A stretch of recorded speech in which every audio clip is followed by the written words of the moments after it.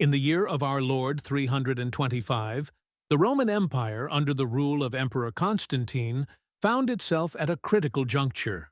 The burgeoning Christian faith, initially a persecuted sect, had gained significant influence, yet it was fractured by theological disagreements. Constantine, seeking unified stability in his vast realm, convened a council in the city of Nicaea.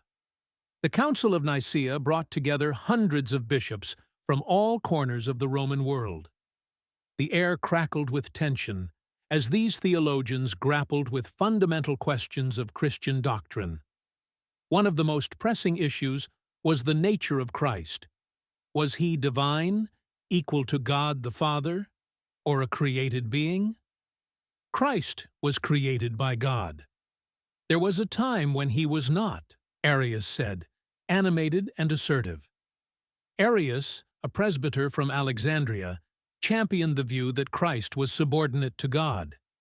His teachings, known as Arianism, spread widely, causing considerable division within the church. Athanasius, a deacon from Alexandria, vehemently opposed Arius, arguing for the full divinity of Christ. Christ is of the same substance as the Father. To deny this is to deny the very essence of our salvation, Athanasius proclaimed with passion and force. After intense debate, the council formulated the Nicene Creed, a statement of faith designed to unify Christian belief.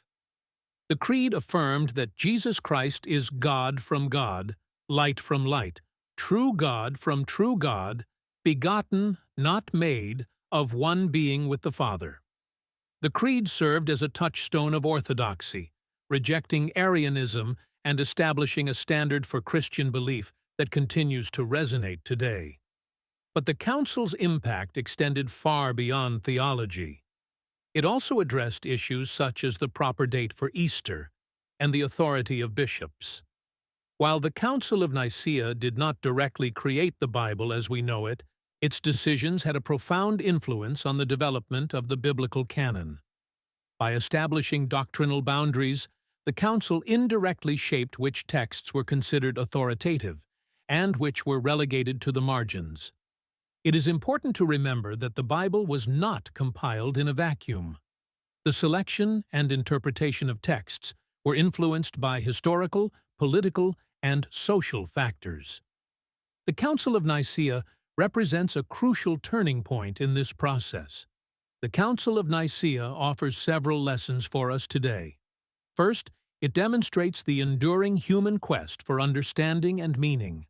Second, it highlights the importance of critical thinking and historical awareness when engaging with religious texts.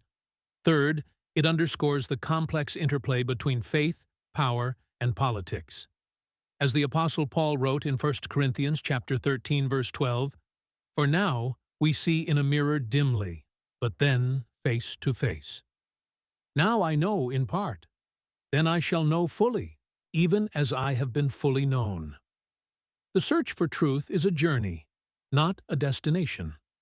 Let us continue to explore the hidden histories of our past, with open minds and humble hearts.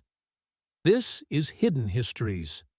Like, share, and subscribe for more biblical mysteries, ancient truths, and forbidden knowledge, revealed daily.